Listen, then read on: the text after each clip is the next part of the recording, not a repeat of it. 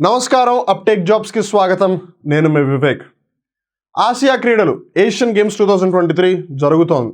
ఇందులో భారత మహిళల క్రికెట్ జట్టు గోల్డ్ మెడల్ స్వర్ణ పతాకాన్ని గెలుచుకుంది. అయితే ఏ జట్టును ఓడించి గోల్డ్ మెడల్ గెలుచుకుంది? That's number 1.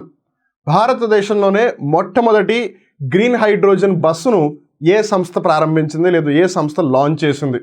అలానే ప్రపంచ పర్యాటక దినోత్సవాన్ని ఏ రోజున జరుపుకుంటారు? ఈశాన్య రాష్ట్రాలు అంటే నార్త్ ఈస్టర్న్ స్టేట్స్లో యువతకి ఉపాధిని కల్పించే ఉద్దేశంతో ఇండియన్ నేవీ భారత నావికా దళంతో ఒక భాగస్వామ్యాన్ని ఏర్పాటు చేసుకున్న ఆటోమొబైల్ సంస్థ ఏది? ఈ అన్ని అంశాలు కూడా మనం ఇవాళ కరెంట్ అఫైర్ ఎపిసోడ్లో తెలుసుకుందాం. Let's talk about question number 1. Which automobile company partners with Indian Navy for north east out reach programme? భారత నావికా దళంతో నార్త్ ఈస్ట్ అవుట్ రీచ్ ప్రోగ్రాంలో భాగంగా ఏ ఆటోమొబైల్ కంపెనీ పార్ట్నర్షిప్ భాగస్వామ్యాన్ని ఏర్పాటు చేసుకుంది అన్నది ప్రశ్న. ఇక్కడ north east out reach programme బేసికల్గా ఏంటి? నార్త్ ఈస్ట్ అంటే ఈశాన్య రాష్ట్రాలు, అరుణాచల్ ప్రదేశ్, అస్సాము, నాగాలాండ్, మణిపూరు, మిజోరాము, మేఘాలయ, త్రిపుర, అలానే సిక్కిం, ఈ 7-8 రాష్ట్రాలు ఏవైతే ఉన్నాయో అక్కడ ఉన్న యువతకి ఉపాధిని కల్పించాలి అనే ఉద్దేశంతో ఇండియన్ నేవీ చేపడుతున్న ఈ కార్యక్రమానికి ఒక ఆటోమొబైల్ అంటే ఒక కార్ మ్యానుఫ్యాక్చరింగ్ సంస్థ పార్ట్నర్షిప్ని ఏర్పాటు చేసుకుంది. ఆ కంపెనీ ఏది అని అడుగుతున్నారు. That company is nothing but Maruti Suzuki. Maruti Suzuki అనే ఆటోమొబైల్ మ్యానుఫ్యాక్చర్ అంటే కార్ల యొక్క తయారీదారు వ్యవస్థ లేదు కంపెనీ ఇండియన్ నేవీతో టైఅప్ అయిందనమాట. That's the first question. Second question ఏంటిది? Nation's first green hydrogen powered bus is launched by. Green hydrogen అంటే ఏంటిది? సోలార్ ఎనర్జీని ఉపయోగించి లేదు విండ్ ఎనర్జీని, వాయుశక్తిని ఉపయోగించి, సౌరశక్తిని ఉపయోగించి ఒకవేళ హైడ్రోజన్లో ఏదైతే వాటర్ బేసిక్గా ఉంటుందో దానిని ఎలక్ట్రోలైసిస్ చేస్తే దాని ద్వారా ఏదైతే శక్తి ఉత్పాదన జరుగుతుందో దానిని గ్రీన్ హైడ్రోజన్ అంటారు అనమాట. అంటే పర్యావరణానికి ఎటువంటి నష్టం కలిగించకుండా హైడ్రోజన్ శక్తి ఉత్పాదన జరిగితే దానిని గ్రీన్ హైడ్రోజన్ అంటారు. ఈ గ్రీన్ హైడ్రోజన్ ఏంటి? గ్రీన్ హైడ్రోజన్ కాకుండా black hydrogen, blue hydrogen, pink hydrogen, grey hydrogen, brown hydrogen, ఇలా వివిధ హైడ్రోజన్లు ఉంటాయా అన్న డౌట్ మీకు వస్తుంది. ఎస్, ఈ వివిధ హైడ్రోజన్లు కూడా ఉన్నాయి. అసలు గ్రీన్ హైడ్రోజన్ ఏంటి, బ్లూ హైడ్రోజన్ ఏంటి, బ్రౌన్ హైడ్రోజన్ ఏంటి, బ్లాక్ హైడ్రోజన్ ఏంటి, వీటి గురించి పూర్తిగా తెలుసుకోవాలి అనుకుంటే అప్టేక్ జాబ్స్ యూట్యూబ్ ఛానల్లో దీనికి సంబంధించిన కరెంట్ అఫైర్ ఎపిసోడ్ ఆల్రెడీ ఉంది, వెళ్ళి చూడండి. Because green hydrogen is going to be the future. హైడ్రోజన్ని ఫ్యూయల్ ఆఫ్ ద ఫ్యూచర్ అని కూడా పిలుస్తారనమాట. ఈ హైడ్రోజన్ని వివిధ రకాలుగా ఉత్పాదన చేయవచ్చు. So based on the source, దాని యొక్క ఆధారాన్ని, దాని యొక్క మూలాన్ని బేస్ చేసుకుని దాన్ని వేరే వేరే పేర్లతో పిలుస్తున్నారు. అందుకని దీని గురించి మీరు ఖచ్చితంగా తెలుసుకొని తీరాలి. అందుకని ఆ కరెంట్ అఫైర్ ఎపిసోడ్ని వాచ్ చేసి తీరండి. So whatever be it, India's first green hydrogen powered బస్ని ప్రారంభించింది ఎవరు అని అంటే IOC, ఇండియన్ ఆయిల్ కార్పొరేషన్. ఇండియాలోనే ఫస్ట్ గ్రీన్ హైడ్రోజన్ పవర్డ్ బస్ని స్టార్ట్ చేసింది. ఆబ్వియస్లీ ఇండియన్ ఆయిల్ అంటే పెట్రోల్, డీజిల్ అనుకుంటారు చాలామంది, గ్రీన్ హైడ్రోజన్ ఎందుకు ప్రమోట్ చేస్తుందని. But that's how the transition is slowly happening.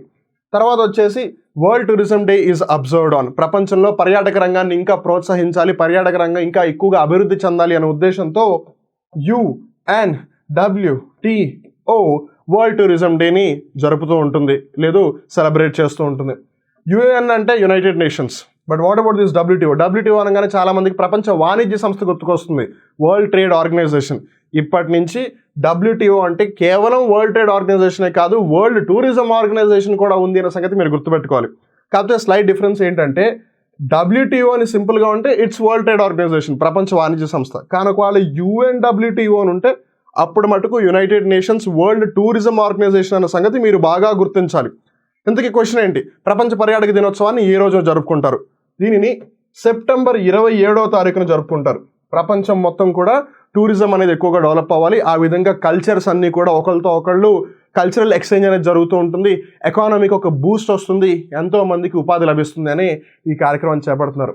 తర్వాత క్వశ్చన్ వచ్చేసి who has been named as Uniqlo India's brand ambassador. Uniqlo అని ఒక సంస్థ ఉందన్నమాట. ఆ సంస్థ భారతదేశానికి సంబంధించి ఒక బ్రాండ్ అంబాసిడర్ని అపాయింట్ చేసింది, లేదా నియమించిందని చెప్పొచ్చు. So who is that person? ఆ పర్సన్ పేరు కత్రీనా కైఫ్. కత్రీనా కైఫ్ గారిని యూనిక్లో సంస్థ ఇండియాకి సంబంధించి బ్రాండ్ అంబాసిడర్గా అపాయింట్ చేస్తుంది. తర్వాత question, India women's cricket team wins Asian Games gold medal by defeating which team. ఏ జట్టును ఓడించి భారత మహిళల క్రికెట్ జట్టు ఆసియా క్రీడల్లో ఏదైతే 2023 ఇప్పుడు చైనాలో జరుగుతోందో అందులో గోల్డ్ మెడల్ గెలుచుకుంది అని అడుగుతున్నారనమాట. So it's nothing but Sri Lanka. Sri Lanka టీంని ఫైనల్లో ఓడించి మన భారతదేశ మహిళల క్రికెట్ జట్టు గోల్డ్ మెడల్ సాధించింది. తర్వాతి ప్రశ్న, which disease is being termed as the next global pandemic? రీసెంట్గా మనందరికీ తెలిసింది ఏంటిది? కోవిడ్-19 అందరూ గ్లోబల్ పాండమిక్ అన్నారు అని. కానీ రాబోయే కొద్ది రోజుల్లో ఇంకో పెద్ద పాండమిక్ రాబోతుంది. ఇది కోవిడ్-19 కన్నా భయంకరమైన పాండమిక్ రాబోతుంది, లేదా కాబోతోంది, లేదా అవ్వబోతోంది అని చాలామంది ఆరోగ్య శాస్త్రవేత్తలు చెప్తూ వస్తున్నారు అనమాట. దీనికి ప్రస్తుతం పెట్టిన పేరేంటి అన్నది ప్రశ్న. This is X. బేసిక్గా ఎక్స్ అని ఎప్పుడు అంటారు? మనకి ఏంటో అది కరెక్ట్గా తెలియనప్పుడు అంటారు. సో ఇప్పుడు కూడా దానికి అదే పేరు పెట్టారు, డిసీజ్ ఎక్స్ అని పిలుస్తున్నారు దాన్ని.